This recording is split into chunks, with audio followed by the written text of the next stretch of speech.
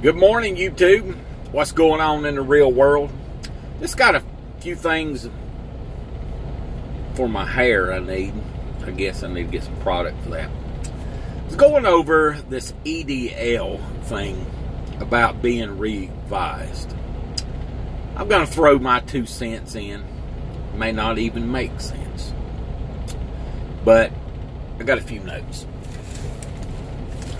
Okay. You know, we're at a rule of 14 hours on duty when your clock starts, 8 hours of the first 14 hours, then you have to take a 30-minute break. Pretty much down the middle. 14 hours is up, you take a 10-hour sleeper berth or off-duty break for drivers. Local drivers, totally different. Here's what I come up with to solve all this EDL stuff. Well, and parking issues. You know, we have a lot of problems with parking, driver shortage, and I think I have narrowed it down how to fix a lot of this. Not saying it's perfect, but it could be. If you have trucks that run on paper logs, older trucks and stuff, I forgot what the cutoff date was for the trucks that run paper log and all. Well, everybody knows that here they do have EDLs that you can run by PDF devices, smartphones, and other things. But if you choose to run paper logs, you are mandatory to stay on the 14-hour rule, drive 11 hours in the 14, take an 8-hour break the first 8 hours, and you must take a 10-hour break at the end of each shift. No ifs, ands, and buts about it.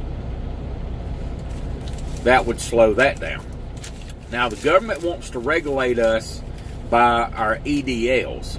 Well, the EDLs will help regulate, you know, the mass confusion of all of us doing these new hours of service that I'm proposing.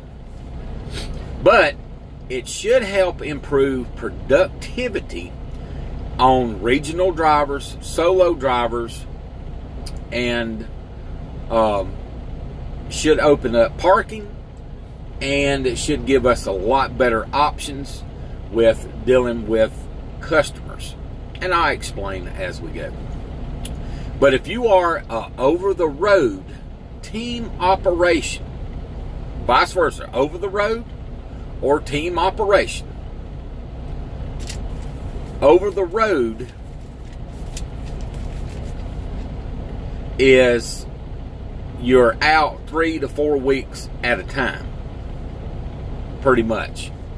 If you are a regional driver, you're usually gone, sometimes they call it super regional. They're 700-800 miles, then you turn around and come back. Regional drivers, 500 miles, turn around and come back to your terminal. Then you have 400 miles and below also. Different kind of regional work. Well, this is my proposal. If you're a team operation, you don't need these new hours of service. You can still run the 14 because you have 2 people in the truck, and you won't need the new EDL mandate that I'm proposing. So you stick to the 14-hour rule, 11 hours driving, 8 hours the first 8 of you, 14 hours, take a break at the end of the break, at the end of 14, or your 11 hours, whatever comes first, you take your 10-hour break. And that's for team operation and for companies who sends their drivers back and forth across country that do not do a circle around their terminal. because some people have different terminals and stuff like that. But we'll get into that. I'll let the government work all that out. Well, EDLs can be controlled. My first proposal is, if you're doing super regional, these are not perfect scenarios, but it'll work. I propose to do a 7 on, 5 off, 7 on, 5 off. That's in a 24-hour period. If you choose to do that, that's option number 1. If you choose to do that, after you do your 7, 5, 7 to 5, and if you go back to do another 8 hours, you must have to take, if you do another 11 hours, you have to do a mandatory 10-hour break, which the EDL can keep up with that. It's smart enough to. Okay, option number 2, to do a 7, 5, a 5, and 5. And that way you can adjust your hours. Because if you get to one of these cheese places or one of these slow places that load trucks, especially produce and food and other things, unloading, well, you'll sit there for 4 hours. Well, and you're like, well, I ain't took my 10-hour break. Well, if you've been in the sleeper berth for 5 hours, you can drive for 5 hours. So you can get off property, then go take you a good break. As long as your hours hadn't been over 24 hours. So if you started at 7, and if you took a 5-hour break, a 7 to 5, run 7, take a 5-hour break, run 5, then take a 5-hour break, and you get stuck on a customer, then you got time, you can leave. Got to work out the technicalities, but then I have another 24-hour provision. It's a 5 on 5. That means drive 5, take a 5-hour break. You can drive 5, take another 5-hour break, and then once you take that 5, then you can drive 4 hours. Now this is in a 24-hour period. Then you're going to have to go down for a mandatory 10-hour rest break. Same thing. So from day to day is what I'm saying, the EDLs, sometimes we have to stretch our hours. Instead of using personal conveyance time, we can use a 5-hour rule time. Basically is what I'm bidding. If as long as you don't go over 7 hours. Because see, if you go over 8, you've got to take a 30-minute break. So that resets your 14-hour clock. So if you do a 7-hour, it resets your 24-hour clock. So if they would give us 2 different time periods, would help out a lot. And you still wouldn't be running over your 14-hour period. See what I'm saying? Like 7, drive 7, off 5. Drive 7, off 5. So that's 14 hours of driving. 10 hours in the sleeper when you add it all up.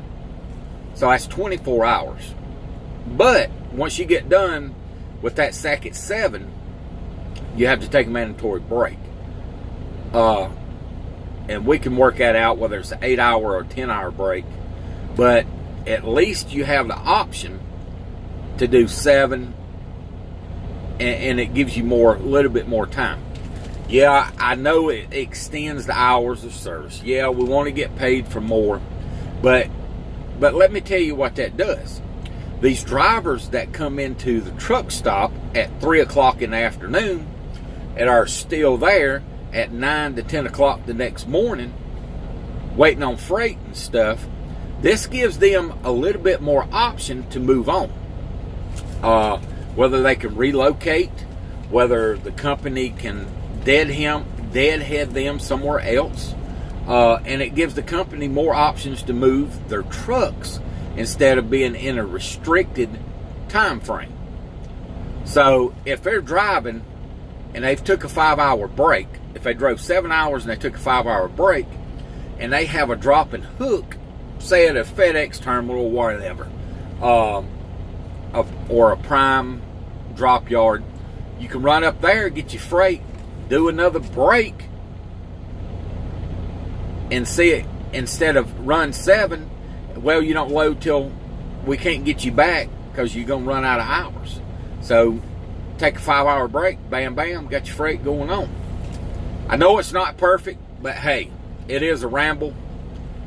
But I think this would take care of driver shortage too, because you can move more freight. You're still in the same amount of hours per day, but you can move more loads because you can move the truck more often instead of being down such a long period of time. But drivers always have the 14-hour. Always. That could be standard. If you want to run that, run that. Then on this 7 and 5, if you want to run 7, take a 5-hour break, fine. If you want to take an 8-hour break, fine. If you want to take a 10-hour break, great. But once you reset your hours, but if you do a 10-hour break, it automatically sets your 14-hour clock and automatically sets your 24-hour clock. And that way we have more options, is what I was trying to get to. Alrighty, I hope it's not too confusing. I hope to hear some input on that. Email me at buttermilk1972@gmail.com, or just leave your comment, like, share, and subscribe. We'll catch up with you later.